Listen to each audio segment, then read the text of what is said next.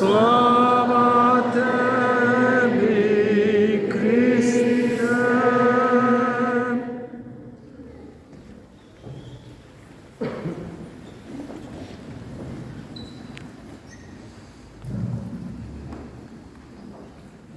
Draga braćo i sestre, čuli smo proglašenu Božju riječ, evanđelje koje još uvijek odzvanja u našim ušima i zasigurno svi mi koji smo ovdje okupljeni smo iz onoga motiva što smo na početku svete mise rekli, a to je da nas je u konačnici okupio Isus Krist, raspen i uskrsli. I sigurno da na današnji dan, svi koji smo župljani i hodočasnici na ovom mjestu, dolazimo ovdje i pozvani smo pribrati se i na neki način shvatiti tko je taj koji nas poziva. I on nas nikad ne poziva skupno ili na neki način u zajednici, nego nas poziva pojedinačno i pridružuje do zajednice. Svatko od nas je danas pozvan po svom imenu i Bog ga je ovdje doveo kako bi mu otvorio, kako kaže Sveto pismo, uši i kako bi čuo ono što Bog želi poručiti.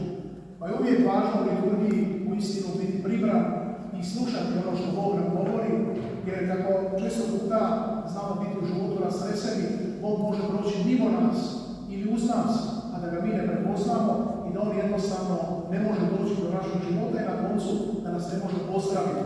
Ne samo fizički, nego egzistencijalno, duhovno, ljudski, ontološki. Bog je onaj koji želi ozdraviti čovjeka. A najveće ozdravljenje koje Bog može donijeti čovjeku i koje mu daje, to je upravo ozdravljenje svetosti.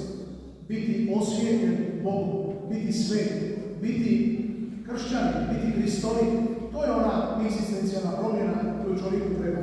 Živjeti 5 godina duže ili kraće, isplati se duže, ali što nam to na koncu donosi? Danas smo čuli upravo to kako je Bog bio vjeran u Starom Zavjetu, kako je vodio narod. Možemo reći da je Bog velik pedagog, da on narod malo po malo odgaja i da u tom svom odgoju on narodu dao jedan dublji smisao. I taj smisao kojega Bog dao je upravo onaj smisao da upoznaju Boga, da upoznaju Božju blizinu.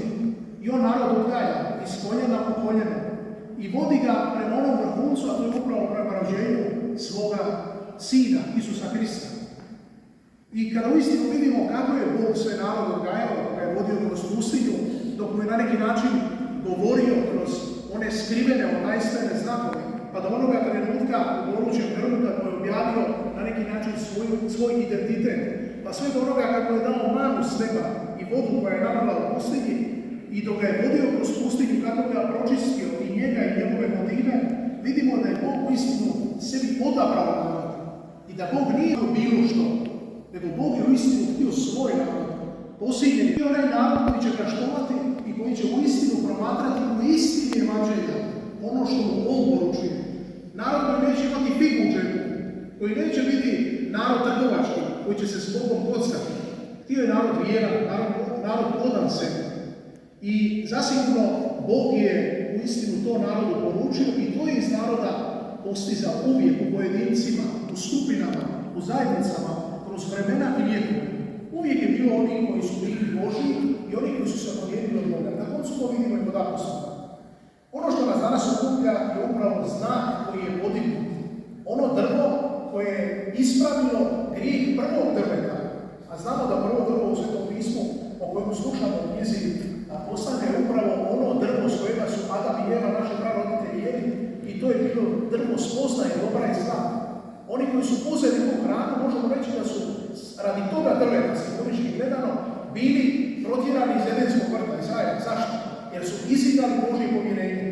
I to Božje povjerenje je bilo isto dano njihove slobodi. Oni su hoću ili neću, ali su išli kušati. Zašto? Jer su bili nagovoreni.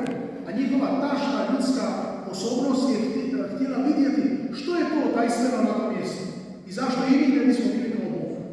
I tu se događa onaj prvi grijeh, tu se događa onaj ulazak zloga u naš život koji će nas kasnije uvijek tlačiti. Zašto? Jer smo ranjeni, jer smo grešni. Ovo drugo drvo koje je procvjetalo milošću Božjom je drvo križa. Možemo reći da ono prvo drvo što je zaslužilo zlo, ovo drugo drvo zaslužuje život vječni. Mi koji dolazimo redovno na Svetu misu i koji smo kršćani, imamo po svojih brakova, automobilima, kućama, primjesak, uspomenu, znak križa koji kao kršćani nosimo i ponosimo se s tim. Nećemo baš križ odložiti svugdje. Stavit ćemo ga na jedno mjesto, ako se ne sramimo. I nećemo baš križem tek tako rukovati kao s nekakvom običnom, kovinom ili nekakvom običnom skulpturom. Križ ipak za nas kršćane predstavlja nešto sveto. No u svakodnevnom obhođenju s križem, ja sam siguran, ali i vi sigurno to osjećate, da nam križ postaje nekakva svakodnevnica. Da on postaje nešto što nam je tu blisko. I mi ne promišljamo često puta o križu. Ali ako budemo u onaj kontekst Isusova života, vidjet ćemo da je križ bio sablazan, da je križ bio uistinu jedna provokacija, nešto što je bilo gnjusno i određeno za one koji su se ogriješili o civilni ili nekakav hramski zakon, doduše u kontekstu Rima, ne u kontekstu židovstva, ali on je bio onaj znak osporavan na kojega su išli oni koji su bili zadnji u društvu, koji su bili otpad društva, koji su učinili nešto javno toliko loše da im se trebalo prokazati i staviti na to drvo kako bi uistinu bili od svih na neki način ignorirani ili možda omalovaženi. I to se događa upravo u trenutku kada se sudi Isusu. Moramo znati jednu stvar, da su Isusa osudili njegovi sunarodnici, osudili su da njegovi sugrađani, osudili su da oni koji su s njim, što se kaže, jedni bili i koji su bili u onom mnoštvu, možda i neke od njih izliječili. Zašto su ga osudili? Jer su bili kukavice, jer su se povukli, jer su se priklonili u mekoputinu jednu masu, gdje nisu htjeli reći onaj glas i reći, on je pravednik, on nas je nahranio, moju je majku ozdravio, moga je oca podigao, meni je vratio nakon života. Nisu bili toliko hrabri. Zašto? Jer zlo je ono koje uvijek ima dominaciju. Zlo je uvijek ono koje nas na neki način ustraši i kaže nam, jači smo i jači sam od dobrote koja može prebivati u vama. Znate tko je htio Krista osloboditi tada? Stranac, Poncije Pilat. On ga je htio osloboditi, ali pod pritiskom njegovih sugrađana, pod pritiskom njegove subraće, možemo tako reći, je uistinu posustan rekao, ako vi želite toga razbornika, eto vam. Neka vam bude. I Krist je posuđen. No, upravo ta osuda Krista, koju mi danas promatramo, je providencijalna, spasonosna, jer to je dio Božjeg plana. Bog je onaj koji je uistinu čovjeku dao tu milost da promatra svoga sina, stavlja pred nas potpuno prezredan, potpuno bolan. Kao da je htio reći, evo vam čovjeka, evo vam ono što sam dao, najmilije u druga Boga. I to vam daje ne zato da biste vi likovali na tim, nego da bi vam poručili u jednu poruku da svaki grijeh, svaka slabost, sve ono što su vremena i vjekovi napravili u tom smislu, da je sve na njemu oboljeno i da je on uistinu sve, možemo tako reći, spalio na žrtveniku Božje ljubavi. I zato, draga braćo i sestra, mi koji se okupljamo večeras na ovu svetu misu, mi se ne okupljamo samo ovdje u Rijeci, u ovom kvartu. Mi se okupljamo u nebeskom Jeruzalemu. Mi smo večeras u nebeskom. I kao što je onih godina na početku kršćanstva u Jeruzalemu zasjela ta milost križa, koji je bio skriven i nakon Kristove smrti je bio izgubljen sveta relikvija križa i te kasnije sa dolaskom slobode kršćanstva i jelene i svega onoga što se dogodilo od toga, upravo ovaj današnji dan se slavi kao dan nakon posvete one velike bazilike Hristovog Srca. I to je upravo ono što je usko vezano. Ne možemo govoriti o križu ako ne govorimo o Srcu. Križ je onaj koji nam je simbol, onaj koji nam poručuje tu milost ljubavi, ali križ nas uvijek vodi na onaj, možemo reći, dan sutra, a to je dan uskrsnuća Krista. I mi koji smo večeras okupljeni ovdje u nebeskom Jeruzalemu, možemo istinu očima vjere gledati Krista licem u lice. I ono što uvijek moramo sve kao kršćani ponavljati, to je da je Bog ovdje prisutan među nama, da je Bog živ u svetoj misiji u Euharistiji. Iako mi često puta ne razumijemo, ali u trenutku kada svećenik zaziva milost i snagu Duha Božjega, Bog je onaj koji se ponovno utjelovljuje u tajstvu kruha i vina i onom znakom pokazanja, kada svećenik podiže svoje ruke i joj drži presveto tijelo Hristovo, to je manifestativni znak Božje prisutnosti, koja nije samo za svećenika rezervirana, nego za sve nas koji se okupljamo oko oltara. I zato nemojte se stidjeti, sramiti ili možda misliti da vaša molitva Bogu nije ugodna ili da je Bog ne čuje. Čuje podjednako kao moju i od drugih svećenika. Bog je onaj koji nije glup. Bog je itekako onaj koji je osjetljiv i koji čuje. I ono što možemo istinu znati, a to je da nam je Bog na križu rekao, malo riječi izgovorio, ali nam je možemo reći pokazao svojom znakovitom vodom kroz one ulice Niškog prema Golgoti, pokazao nam je upravo jednu činjenicu, a to je da se čovjek na čovjeka nikada do kraja ne može osloniti. I da je uzaludno očekujemo utjehu od čovjeka. Ma može to biti moj muž, moja žena, moj brat, moja sestra, moj ukućan, moja rodbina. Uvijek ih moramo držati pokraj sebe, ljubiti, voliti, ali ne ih opteretiti velikim očekivanjima, nego ih ljubiti i očekivati ljubav brata. Pa i ako ne da toliko koliko sam dao, Bogu hvala, ja sam tebi dao više. Ali konačna, znači nada uvijek mora biti u Bogu. I tek onda, kada ja primim od Boga ono što sam izmolio od njega i onu snagu koju je Bog dao, tek ću onda moći voliti pravom ljubavom. I tek onda će moj život moći imati potpuni smisao.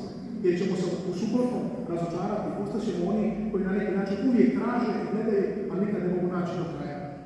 Neko istinu večeras ovo evanđelje koje smo čuli, križ kao onaj starozavjetni znak zmije koji je podignut u pustinji, a znamo da je zmija tada za narod značila upravo, možemo reći, kontakt između Boga i čovjeka. Svi oni koji se budu zagledali u taj znak Božji bit će spašeni. To nam večeras Gospodin poručuje. Svi oni koji budemo zagledali u Kristom, a u križu Kristom vidimo upravo Krista, patnika, ali ne onoga koji je umro i čiji, možemo reći, čije mrtvo tijelo visi na križu, nego kroz križ uvijek moramo gledati uz krstovniče. I tek ukoliko vidimo uz krstovniče, vidjet ćemo u istinu ovu potajstvenost križa Kristova.